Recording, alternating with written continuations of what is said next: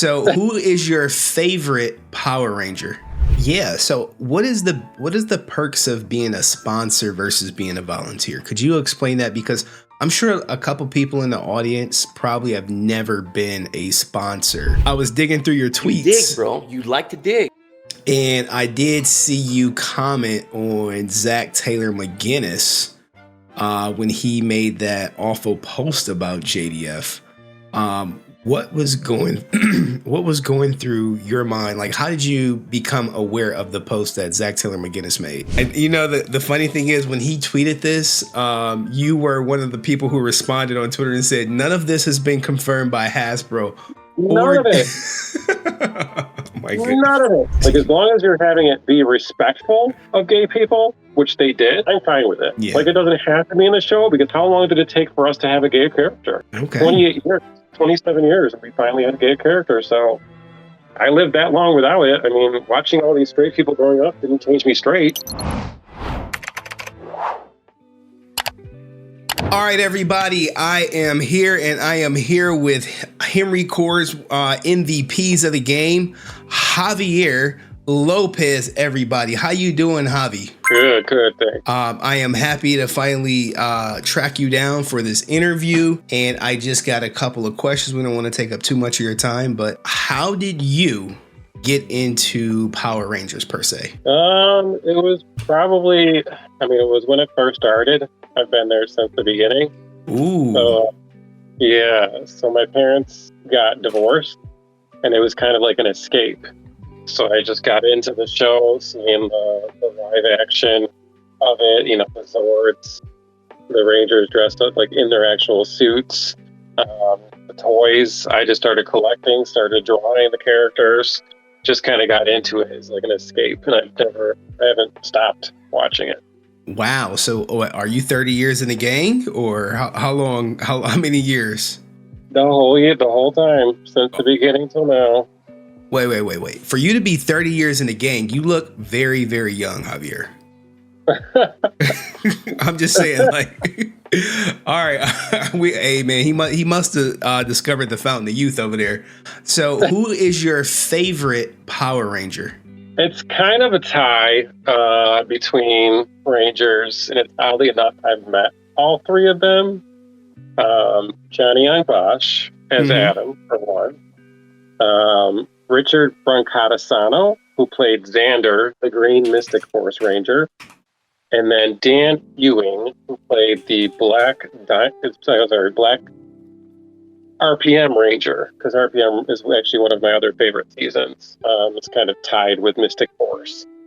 Oh, wow. You are deep in it. I'll be honest. I checked out after Mighty Morphin. And I, you know, people can tell that against me, but I checked out. But you said RPM is one of your favorite ones? Yeah, RPM. It was just dark. It was different. The acting was better. The scripts were better. Everything was just better about it. But it was one of those Disney seasons where it was only 32 episodes, but it kind of had you wanting more. But Unfortunately, their seasons were 32 episodes, so they were all short seasons. Now, is RPM the one where they have like the rims for helmets? That's the new Sentai that's out now. Okay, so I'm getting all right. Okay, I'm like RPM. Like I see it. I see the wheel in the logo, and I'm like, someone was telling me about these new wheel helmets. So who was your favorite Ranger from RPM? Just to confirm again. He's Dylan on there, the Black Ranger. The Black Ranger, Dylan. Okay. All right. Now, you started collecting the toys.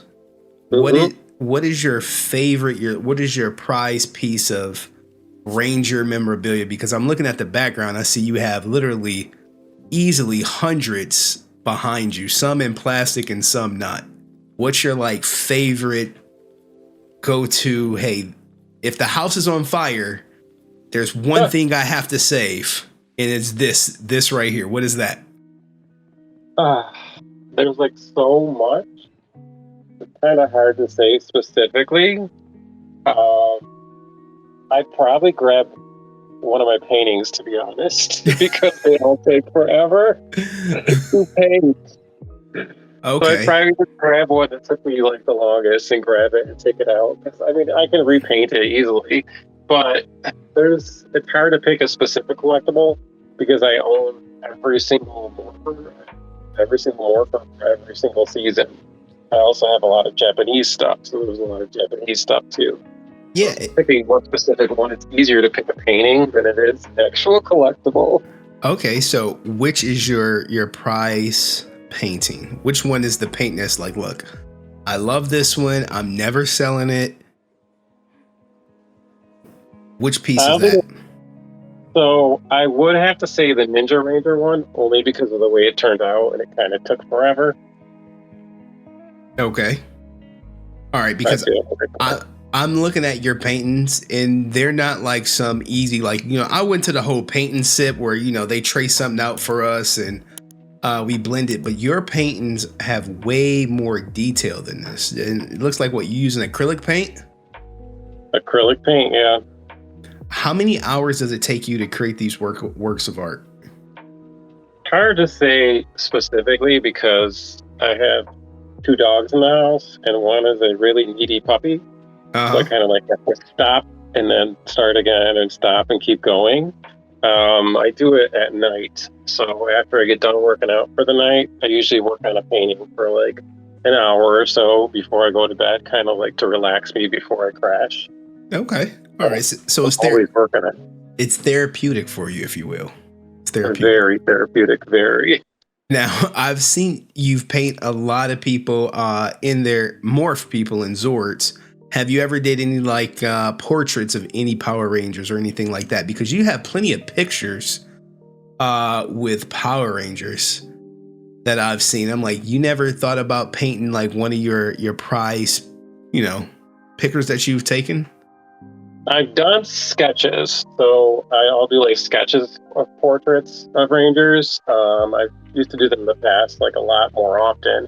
I kind of got out of it just a little bit because of doing the paintings. There's more color. So, I mean, I've sketched Johnny. I've sketched Yoshi Sadar. I've sketched Karen Ashley, but I haven't finished it because it was from the season. It was from the 95 movie when she had all the braids. So it's taken me forever to draw on all the braids. But it'll be finished eventually. Like I did start on some of the sketches. A lot of them take longer. That's all you have to do, especially when they have longer hair. Okay. Now, speaking of Karen Ashley, you are going to be at Ranger Stop in some type of capacity in Atlanta, correct? Yeah, I usually go as a sponsor, but this is kind of like more support for the con. I do share, their advertisements of promotions on my Facebook group as well as Instagram, kind of just to promote the con and Ranger fans to go there. It's a nice con in Atlanta. I've been there once. I need the chance to go there again this year. So it's nice to promote, the con that's run by Karen and Nakia and Mikey as well, the owner of Ranger Stop Orlando.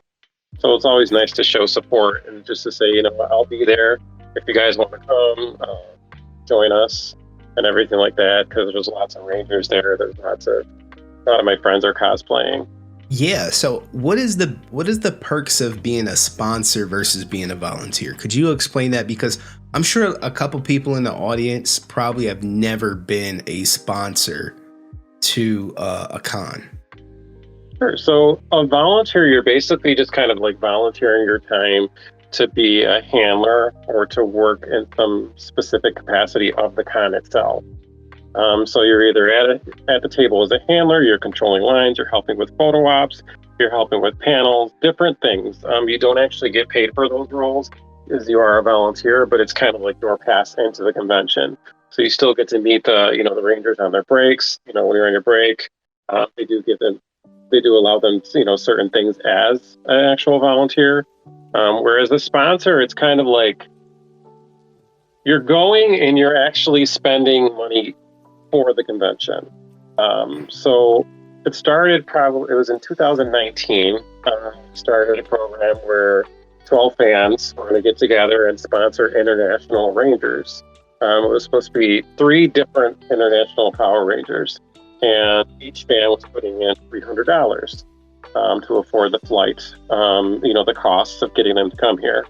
And they were all going to Orlando. So we actually did it. All of us raised the funds. And then after that, I said, you know what, I did help with the 3 Rangers that we brought, but I kind of want to spend my own. So I looked into it. I picked 2 people. The one person wasn't available. I said, who else do we have? Another person that didn't do conventions. So the person that I picked was Richard Brancatisano. So I got to bring him to Ranger Stop. He had never been there. Paid for the flight and hotel. So that's basically what it is to be a sponsor. You pay for the flight and the hotel for the guest, as well as any other little things like Uber ride to and from the airport. Green room food to make sure they have that. Make sure they have the VIP dinner on Saturday. So that was the first year I did it. I sponsored Nick Sampson, which was his co-star, the yellow Mystic Force Ranger. We already had Red Mystic Force Ranger from Mystic Force Going. We already had the Solaris Knight, John Tui, who was also in different movies, including Battleship with Rihanna. He told us a lot of stories about her as well on set. And then we had the Jungle Fury Ranger. He showed up, as well as the yellow Ninja Storm Ranger. He was there as well that year. So it was a really big year for sponsoring just to begin. After that, I did do it at certain conventions. Did it last year for 3 guests. Was the U.S. guest, the Gold Dino Charge Ranger. His real name's Davi Santos. And then we had the Aqua Dino Charge Ranger, which is really rare. He's international from New Zealand. He had never done a U.S. convention, so it was his first time, coming to the U.S. He actually brought his family as well. Wow. And then we had, so it was a family event. And then we had Ryan Carter, who had just come back. He was in Dino Charge, but he wasn't. And then he became good at the end. And then came back for actually won the Cosmic Fury season. So this last season, he came back and he became a Power Ranger. I kind of want to bring him too. So brought those 3.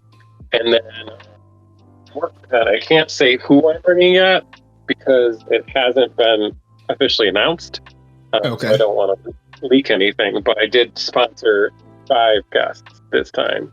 Okay. Wow. So you are bringing in the people you want to see per se. Yes. So it'll be a good chance, for fans to meet them. I don't do this just for myself. It is for fans as well to kind of get the experience and to meet these rare people. So it's a good experience because you build a connection with that actor. You build a connection with the actors from their season because they all know you. You build a connection with other actors in the community as well, the Ranger community. A lot of them actually recognize me now. One for the rainbow. Yeah, one for the rainbow hoodie that I always wear, so I'm recognizable at all the conventions. And then the other is just for my personality and just sponsoring guests. They know that I'm doing stuff for the fandom. They know that I care, so they kind of have that respect for me. Okay. So who is like the person you sponsored that you like, if I could, I can bring back this person every year? Who is like that quintessential Ranger for you, whether it be someone you sponsor or maybe just someone that's here normally? Like, who's your favorite Ranger to meet at cons? Because sometimes you have your favorite Ranger that you see in the show, and then you got the favorite Ranger that you see I met Dan Southworth and he was just amazing. I love him. I go see him anytime he's doing a con. Like, who is that person in person that you love to interact with?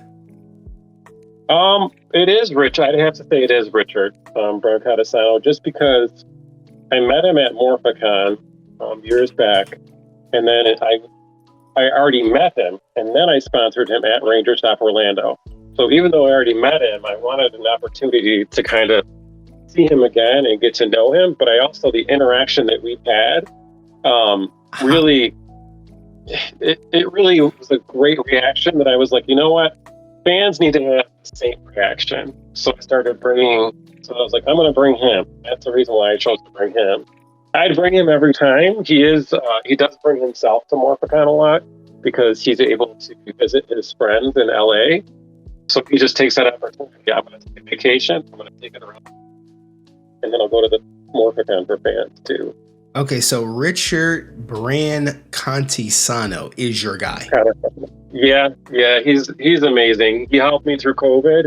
The years of COVID when we were stuck home, we messaged each other a lot on Facebook. So it was kind of like he became a great friend of mine, like a great friend. Like it wasn't just like, oh, here's another Power Ranger who kind of likes you because you paid for his flight, Oh, so he kind of feels like he owes you. No, this guy actually is a friend.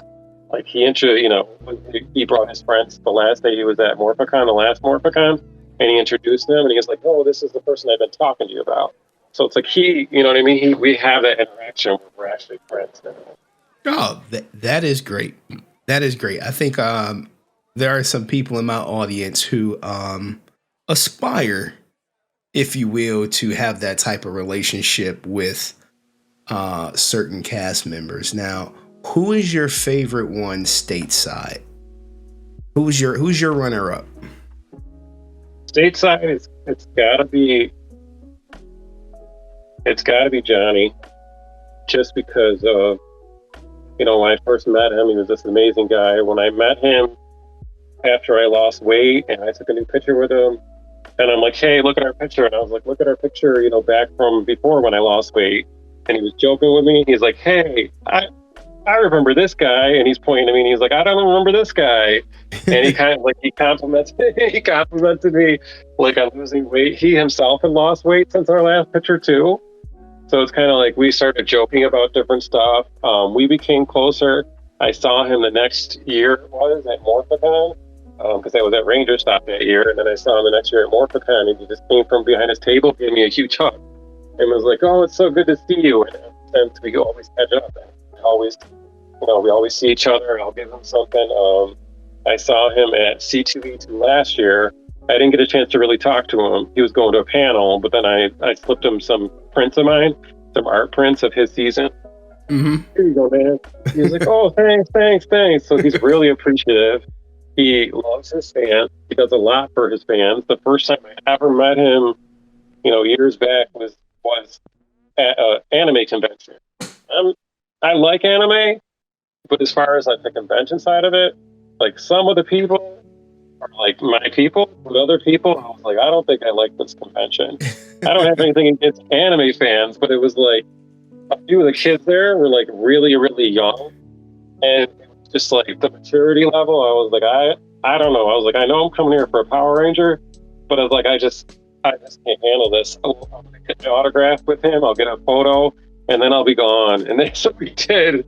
Drove all the way from New York to Ohio just to meet Johnny, get a picture with him, get his autographs. He was doing a lot of the autographs were free. Wow. He didn't charge anything. So at the Anime Con, it works a bit differently. Like you can buy merch, and he'll sign stuff for free. So he signed 2 VHS tapes, and then he was going to sign a shirt, but then he signed a 4x6. But he does, he did a lot of the times at the Anime Cons, he's just signing for free. Okay, wow, that's interesting. I actually like Johnny Young Bosch. I remember catching like one of his live streams. Like if you ever catch him on live on Instagram, I advise everyone to join in because he was very open and honest about a lot of things going on in the industry, as well as like his relationship with the late Jason David Frank. Now, since you've been around for a while, Jason David Frank's passing, as I always say, is like our 9/11 per se for Power Ranger fans. Yeah. So where were you when he passed away? So I actually found out the day he did pass. I did get a message basically telling me what had happened. And I didn't want to believe it, because who would want to believe it? Right. I met him so many times before that. And I could see, different aspects as far as depression, as far as different things. Because I have depression. I suffer from a lot of the same stuff. I'm a suicide attempt survivor. Oh my goodness. So I saw, a lot of myself in him and the way he was recently, like at different conventions. So at the same time, like I didn't want to believe it. I understood it, about the fact, you could see everything that was happening. And I didn't want to believe it until it was officially announced.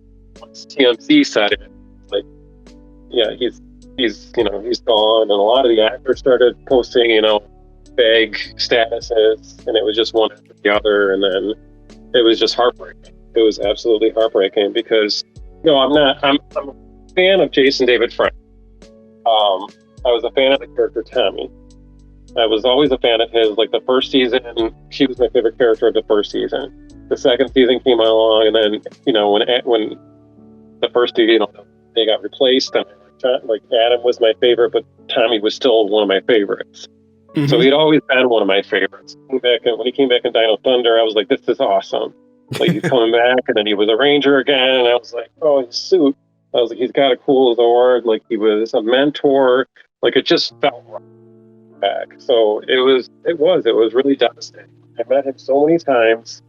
The Legacy Zeonizer came out from Bandai, and I got it from everybody else because for some reason Entertainment Earth, wherever the warehouse was, shipped mine out, and I got mine first. So I brought it to him that weekend at a convention. Wow. Right before the time. I went to Lexington Comic Con. Nakia was there, Catherine was there, and JDF. They were all three of them were there. So I showed them the actual Zeonizer. They put it on the wrist. They played with it. It has the voices on there, which don't sound like them at all because they can't because of licensing rights, but whatever. So he was there. Francis was there with him. And then I showed him the Zeonizer. I was like, can you wear it in our picture? I only stood in his line just to ask him before we took our picture, wear it in the picture with, of us together. Uh-huh. And he's like, yeah, as long as I can fit it on my wrist. He's like, I'll put it on. He goes, let me check. And he had his suit. He was all, dressed up like how he was with his suit, his nice fresh suit and his suit coat. And he tried to put it on. And he's like, yeah, I should be able to do this. And he's like, you want me to sign it? And I was like, no, it's okay. He was willing to sign it for free, but I'm not the one to take advantage and be like, oh yeah, sign it for free. No. Uh-huh. He was just like that. I found a magazine with his brother in it. I posted it on Instagram. I tagged him in it. He tagged Francis, and he was like, Francis, we got to get this. We got to get a hold of this magazine. I've never seen this before. I was like, I tell you what, I'll be at Lexington. So then I brought it to Lexington. This was like a different year. I brought it to Lexington. I gave it to him.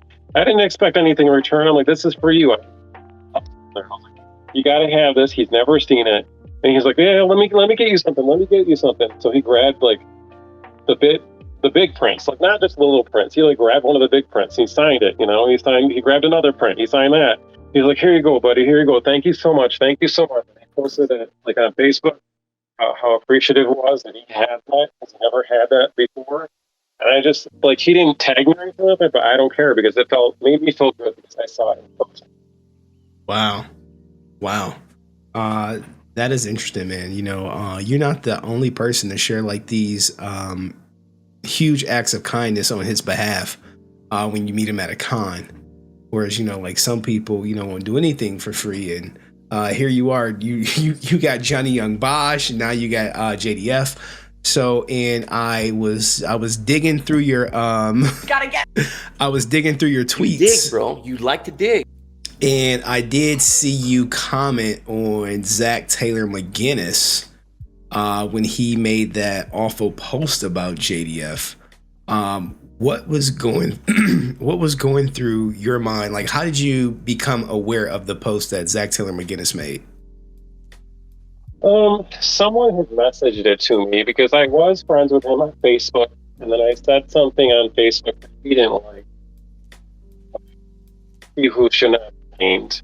And then he actually unfriended me, which was fine, whatever.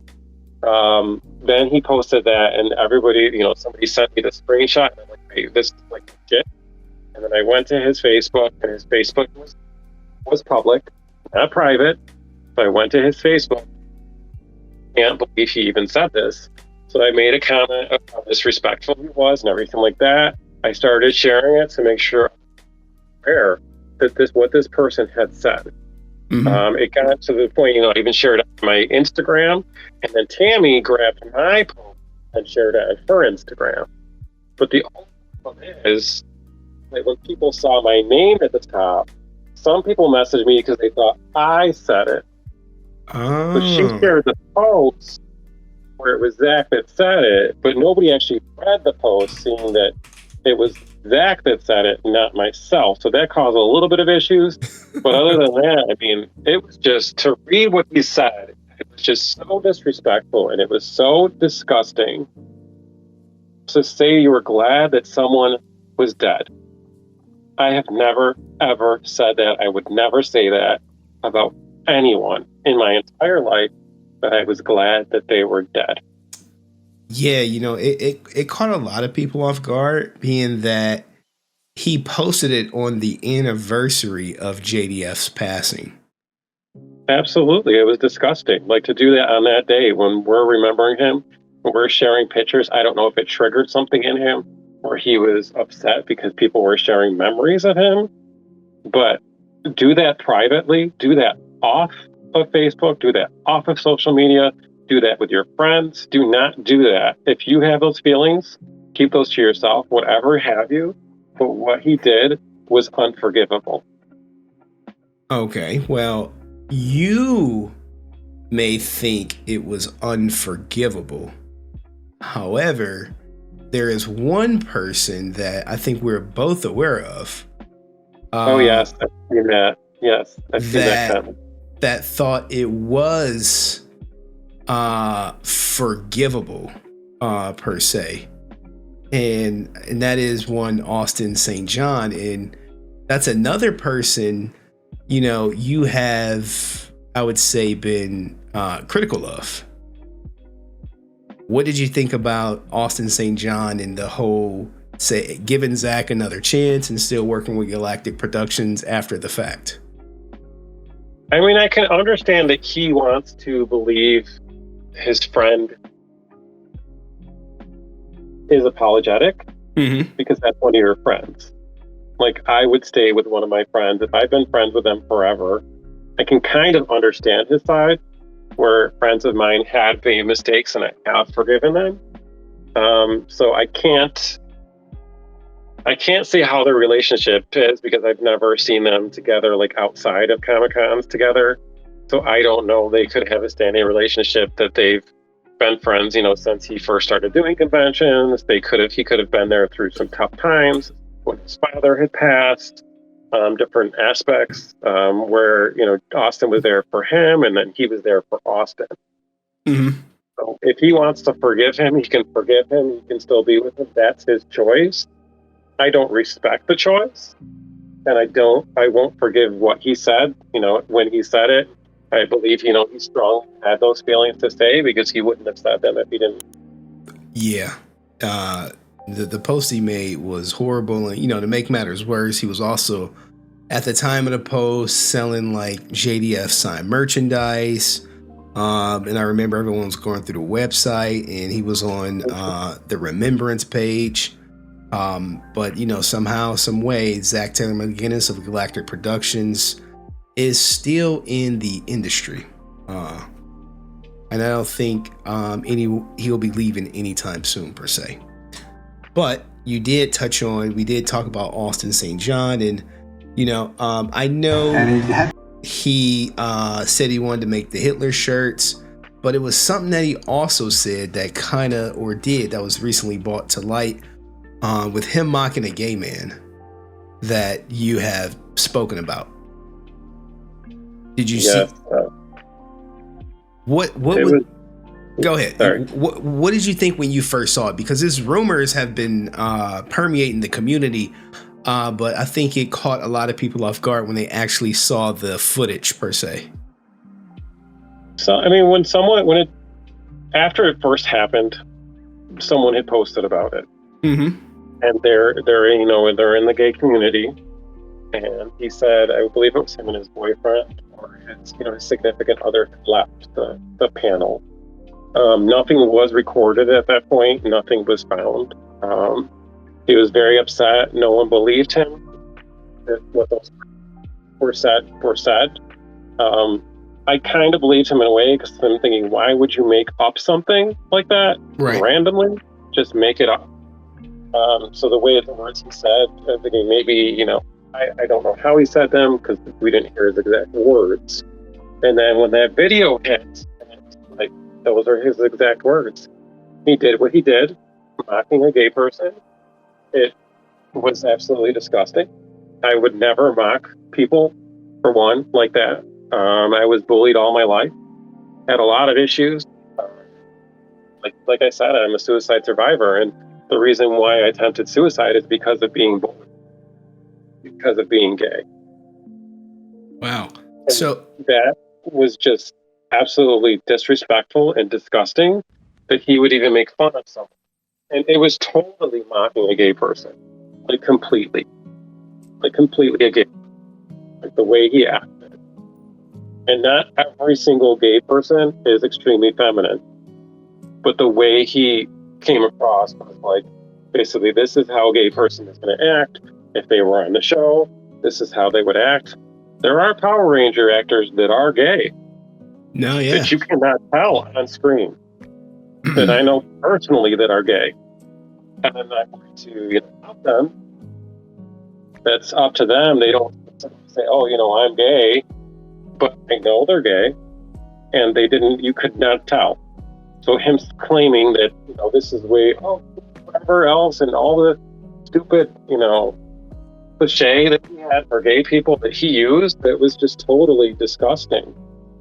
And it's not even like that video was old. Yeah, ironically, it was recorded or posted the same day JDF passed. But you know, let's talk about this. You said you are gay. Yes. How has that impacted you in the fandom, in the community? Do you feel like it's well received? Do you feel like it's been pushed back? You know, how is that experience being a gay man in the Power Ranger fandom? So there are a lot of us in the fandom that are gay. The funny thing is the whole entire life, I was told it's wrong. You know, it's wrong by family members. I was told it's not right to be gay. You know, you shouldn't be gay. It's against God. It's the devil telling you something, you know, to do and whatever else. And once you actually go and commit to yourself to a relationship, or you have, you know, a relationship with, you know, another person of the same sex, you know, there's no going back, all this other stuff. So that's the way, you know. So I actually didn't come out until I was 30. I'm trying to think, it was probably 6 years ago, maybe longer. So I was about 35 or 36 when I came. So I waited almost my whole entire life to come out. Wow. And the only reason I came out was because of fandom. I'm sorry, can you repeat that? You cut out. Sorry, the only reason why I came out was because of people in this fandom. Oh, wow. So like other gay people in this fandom that made me feel comfortable about who I was, that I finally made the decision. I finally came out. I had met a cosplayer that year that I was, you know, the year they came out. I was going to Ranger Stop for my first time ever. There was an SBD reunion. There was a lot of other guests that I wanted to meet, and I was like, okay, I'm going to go. I met a cosplayer online that was also a member of the group, the Ranger Stop group, and I was like, oh, he looks so happy. Yeah, he was happy. He had, I'm still, you know, I've been friends with him ever since. We've been really good friends. He's like a brother to me. And him and his boyfriend was happy, and I was like, oh, I deserve to be happy. So I saw him, and then Mikey, the owner, is also gay, and he's an amazing guy. And I saw how happy he was. Like, you know, it didn't let that stop him. He owns a convention for Power Rangers. Like, he was so successful. He goes to different cons. He brings Ranger guests to cons. You know, he sells all this merchandise. He's a great aspect of the fandom, because if you want some kind of Power Rangers toys, he's always hunting stuff down. He's always got stuff to sell them, to add on to people's collections. So they both kind of inspired me, and I was like, you know what?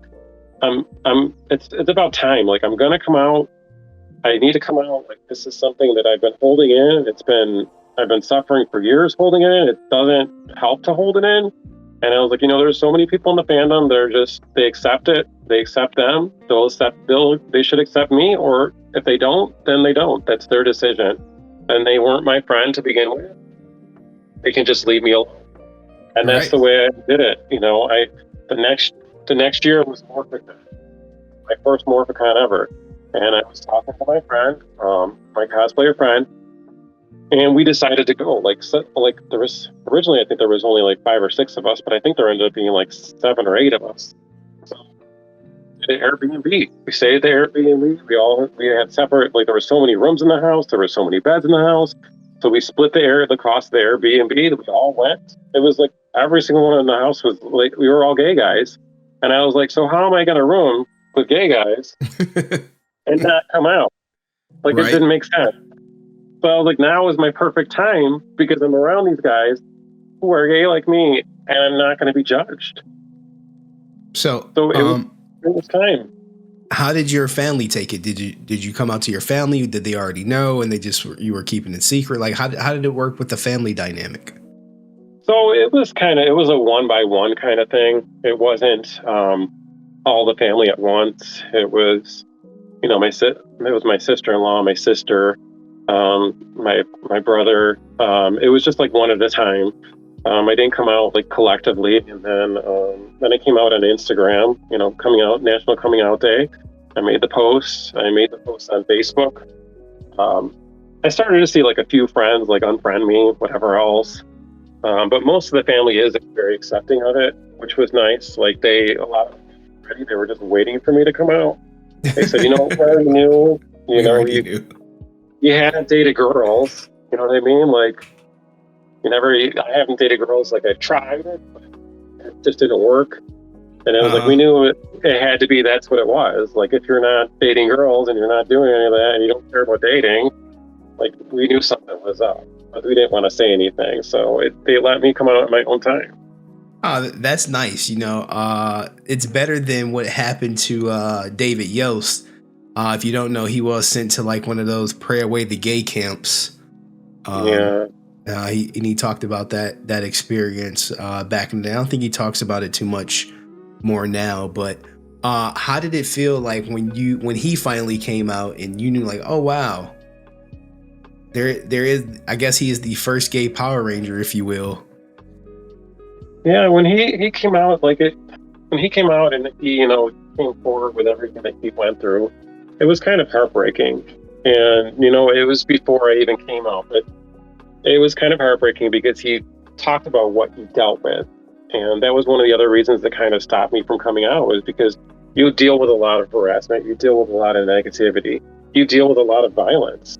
People actually commit violence on others just for being gay. Like it's uncalled for and it's disgusting, but it's the way the world is. Not everybody's accepting, and it's all it is. They say, oh, well, I don't care who you're sleeping with or whatever. Who said anything about sleeping with anybody? Like, who brings that up? Yeah. Being gay isn't about sleeping with someone. You could have a relationship and you could have a boyfriend. You know, you don't even sleep with them. You're just like, you're dating them, you know, you're getting to know them, you get engaged, you get married, things like that. It's just like any other relationship. Yeah. But that's the first thing that comes to people's minds, and then they come with hate, and it's not acceptable. You see, a little bit about me. I'm a gamer. And, you know, when you're a gamer, I just want my teammates to be effective. Okay. I don't care if you're 25 or if you're 5 years old. Can you help me beat the mission, per se? So if you're an alien, if you're 5, and most of the time I'll be playing these games, I'll be playing with people in Australia, mostly little kids who are really good at, I think we're playing Borderlands. And then we moved on to like Destiny. And they were like, this was my squad. And I'm talking, they're like little kids. You hear the mom in the background, 1 more hour on the game, baby. You got to do your homework. You hear all that stuff. And people would make fun of me. I'm like, but guys, you don't understand. These guys are so good at this game. So I said that to say this. I've always been like, oh, I really don't care about, you know, what they vote for, who they don't vote for. Their sexual orientation, or even who they identify per se. I'm just like, oh, all right, cool. You know, your life, your choice. No judgment here. But hey, do you want to talk about Power Rangers though? you heard about this new Power Ranger story that's coming out? You know, hey, they're rebooting Power Rangers. You know, you want to talk about that? you know, that's always been kind of like the way I conducted myself at life per se, and I think it's been working out pretty decent. And I plan on. I think so. Yeah, I respect you a lot for that. The way you've been on the channel, and you've been very respectful of other people. And like you said, like, it doesn't matter. Like, they're on your team. They're on your team. Like, they're not doing it. Like, you're not doing anything wrong. Like, I've never done anything wrong to you to make you not like me. Like, yeah. It, some people will always, I guess, find something to nitpick at per se. But me, I'm just like, whatever. It's just not for me. It's just not in me. Now, speaking of LGBTQ, there is rumor of a reboot with mostly LGBTQ characters. How do you feel about that? Is that something you want to see? Or are you of like the belief that, like some of the counter arguments is, it's too woke and, we don't need to see this. How do you feel about it when people say this shouldn't be on TV? Now, my perspective is, if you don't like it on TV, no one's forcing you to watch it. You know what I'm saying? Like, you can change the channel. If they put no gay Power Rangers and you got a problem with it, like, there's other shows that you could watch without LGBTQ characters. But the people who like, no, it's ruining the world. I'm like, well, you don't have to watch it. But go ahead, give me your take on the reboot potentially having a more LGBTQ characters. So, I mean, as far as that's basically all clickbait. So nothing has been really established as far as that. There is a person on Twitter who constantly posts clickbait. I cannot stand him, and that people actually believe him. Do not talk about Jin Saku like that. Oh my God. He's been right probably about 2 things out of the 30 million things that he has said. Mm-hmm. Doesn't mean he's right about everything just because you're right about one thing. Yeah, a broken clock is right one time a day, but it doesn't mean you need to be living with that clock every single hour. The funny thing is, when he tweeted this, you were one of the people who responded on Twitter and said, none of this has been confirmed by Hasbro. None of it. Oh my goodness. None of it has been confirmed by Hasbro. None of it has been confirmed by Entwistle, whatever his last name is. None of it has been confirmed. Like, nothing. The last that we heard was a few years ago. It's the same exact story all along. There may be a female Red Ranger. They're going to change it. None of the other characters exist. So this is brand new. This is a brand new reboot. There's no Tommy. There's no Zach. There's no Kimberly, no Billy, no Trini, no Jason. None of those characters exist. Now all these rumors came out, and this clickbait claiming, oh, well, this is going to happen, and Jason and Tommy are in it, and nobody else is in it, and there's no Black Ranger this time, and they're all going by the colors, and Green is in the main team, and it's like, where are you getting all this information from? Just to get more Twitter? Like, is that really a necessity? Because I don't have to lie to get more on my Twitter. Okay. So it's fair to say you and Jin Saku don't see eye to eye in the community. No. And as far as gay characters, they did do it in Cosmic Fury. Dino Fury, and then she was in Cosmic Fury, but it was very respectful. It wasn't like there was forcing it, like people say they're forcing it down your throat, or it's woke. Well, Jesus was the first woke person because he accepted every single person. Okay. So Jesus was the first woke person. He accepted prostitutes. He accepted all these people that actually committed sins. So you're talking about this is woke, and this is woke, and this is woke. So everything is woke that you don't agree with because people show variety. Think about when actors first started. When actors first started, it was all men. Men were dressed up like women. Oh. And women. Like when acting first started, that's the way it was. Women weren't allowed to act. Okay, good. And then they had black. You know what I mean? Then they had blackface. There were no African American actors. There were no black actors at all. It was all white people. They pretended to be Asian people. They pretended to be Native American. Like that's all it was. So you're telling me woke is including everybody? Like they've come so far with movies to have Asian characters, to have every single race that's out there. Like even Power Rangers, like think about the first season, all the different races they had. I mean, the Red Ranger has been all kinds of different races as well. You've had Mexican, you've had Hispanic, you've had all kinds of different things. Like I'm not sure what Will Shutfelt is from Ninja Steel, but you know he's different. You know he's a different race. And then you know Brennan McGee, he's a different race. Like you have all these different people that have been different races and different Rangers. Like it took us how many years to get a Pink Ranger? Holy shit! Yeah, this is true. Think about it. Like all those years, and then Dino Charge comes along. Man. And then finally, there's a Pink Ranger after all those years. Yeah. Like it's just like it should be a variety of different, ethnicities, and stuff like that. It just should be like this whole woke thing. This people are using that word and not even understanding what it means. Yeah, I can see it meaning something different to everybody. But I mean, going back to that, I mean, as long as they have the story work like the way they did with Dino Fury and Cosmic Fury, where they introduced her, they didn't say right away, "Oh, she's gay, she's gay, she's gay." They developed it naturally.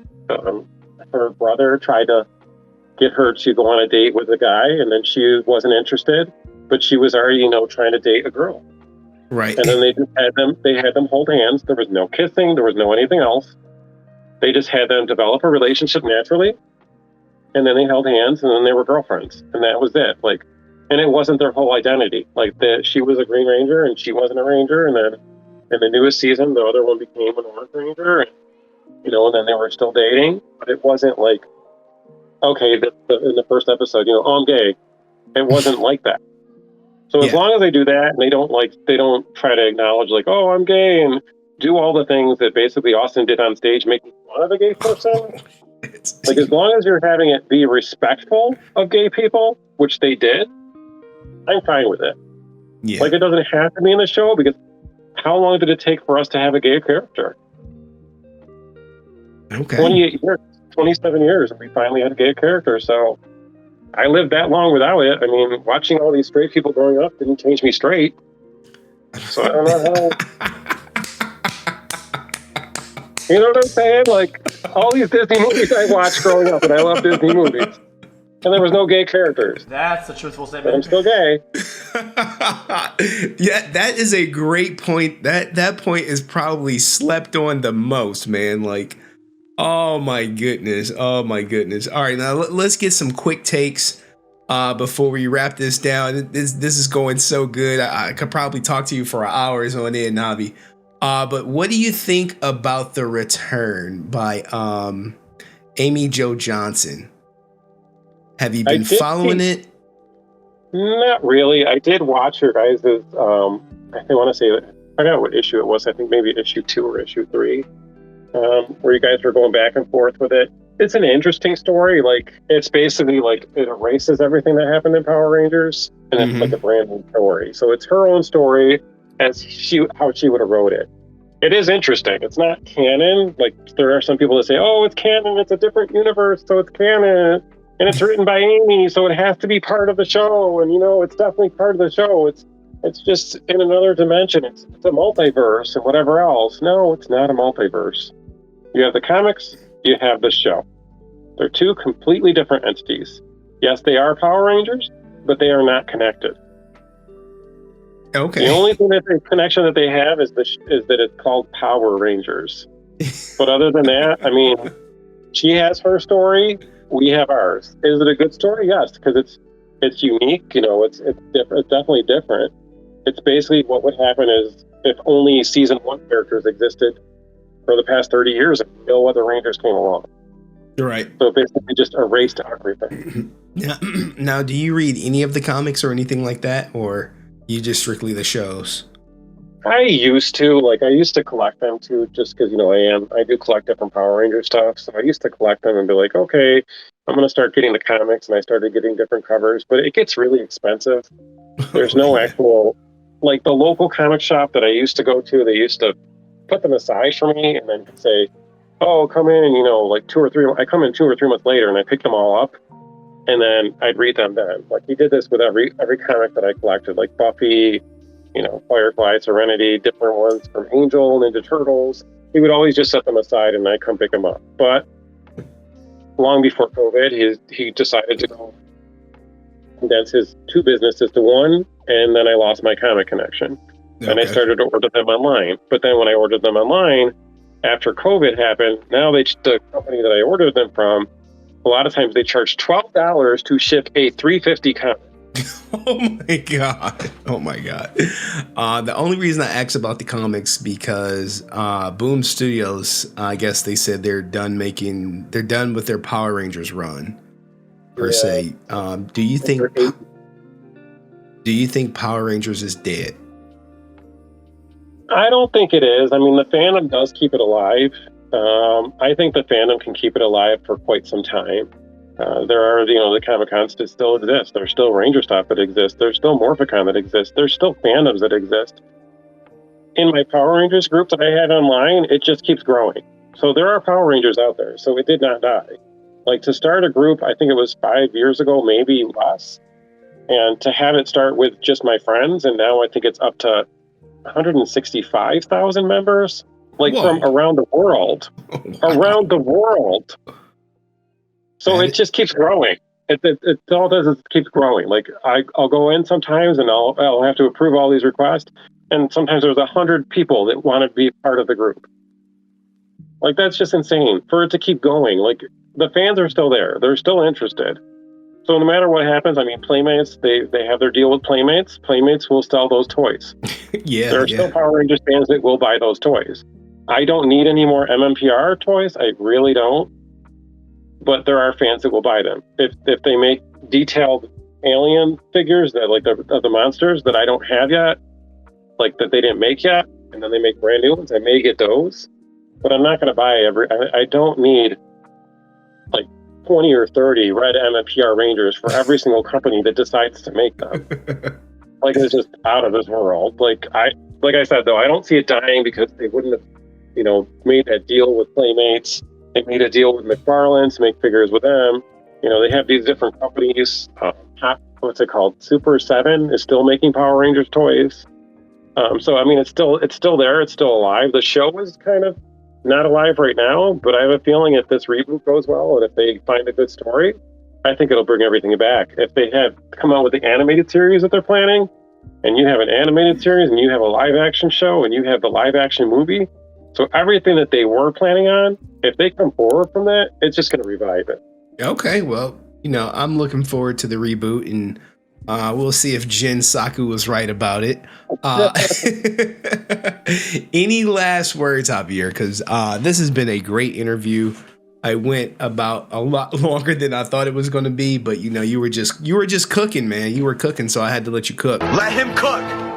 The only thing that I would say is that I know you can just see like the paintings there, and you can see kind of like the figures on top.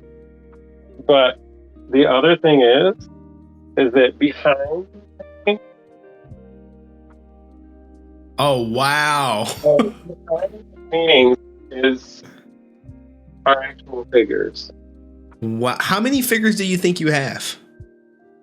I have never actually counted because it's too much, but I have figures from every single season. So I have like when they came out with them every single season, I bought the figures. I bought the Zords, I bought the vehicles, I bought, the morphers. So I have everything from like mostly everything that I wanted that actually was on the show. Because you know how those companies make stuff that's not on the show randomly? Yeah. So I stuck with stuff that was on the show. I mean, I have, you can see some of them up top, but those are all 12-inch figures on this side. Yeah, we need to video your entire collection one day. One of these days, I'm going to probably make a TikTok video.